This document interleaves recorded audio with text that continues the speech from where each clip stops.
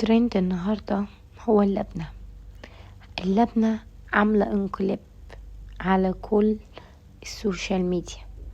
أول حاجة تعالوا نشوف اللي عاملة الانقلاب واللي مكسرة الدنيا دي وصفتها ايه أو مكونتها ايه.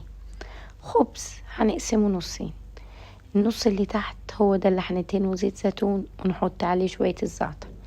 عندك فرن حطيه في الفرن يتحمص، ما عندكيش حطيه في طاسة على النار، ما عندكيش وعندك اير فراير حطيه في الاير فراير وهيتحمص لحد بقى ما يتحمص.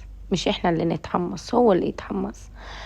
النص التاني هندهنه اللبنة، شرايح خيار، شرايح طماطم، شوية زيت زيتون ولا ايه، ونجيب بقى الخبز اللي اتحمص ده ونحطه ونلف ونقطع وندوق. تعالوا بقى ندوق، دي بقى اللحظة الحاسمة.